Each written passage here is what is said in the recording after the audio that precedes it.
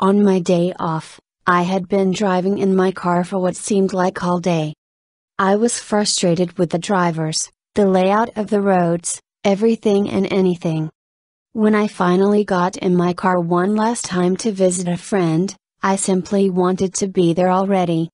So of course I forgot my phone at home and had to turn around, hit every red light leading to the highway, and automatically started driving towards my job, the opposite direction. At first I started to get angry. Why couldn't I just have a normal drive like a normal person?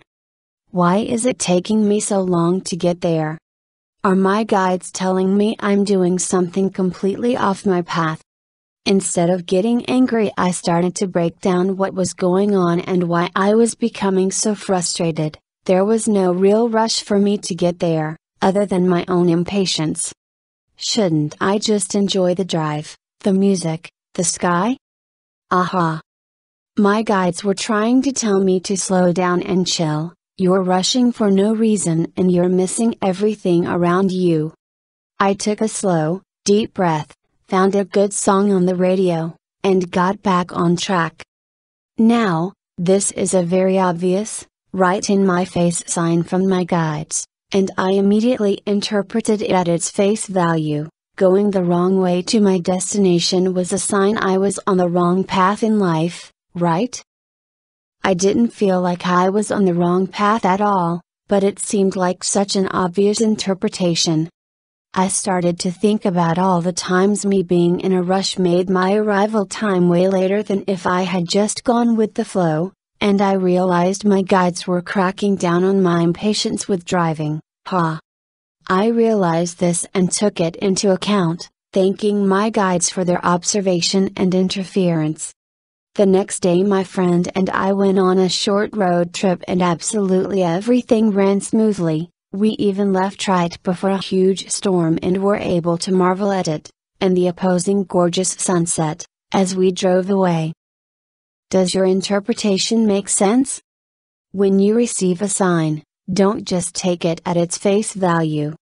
You should consider its face value and see if it makes sense to you in that way, but you should always try and look deeper into the meaning behind it. If you hear a door slam in your bedroom, you could interpret it as you shutting doors that need to be open, or as problems in your relationship. A closing door can mean something else entirely at that moment, depending on what's going on in your life. For most of your guides, their main job is to keep you on your life path and let you know when you stray from it or if you're on it. A wonderful sign of being on the right path is flow. Everything seems to happen naturally and peacefully. When you encounter a problem, the solution is already on the tip of your tongue.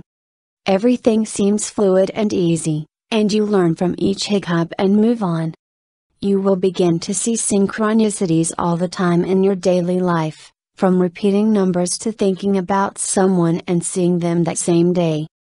If you have always wanted to open a restaurant, you will start to see ways to accomplish this, like meeting a potential investor or partner, seeing buildings for sale that fit your criteria, etc.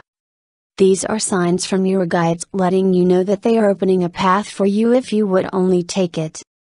Ask for clarification. You know how in tarot and oracle cards you can pick another card to clarify one that's confusing to you? The same can be said of messages from your guides. If you find a feather on the stoop of your back porch and feel that it was a message in some way, you can simply ask your guides to clarify what this means through another, maybe less subtle message in another way.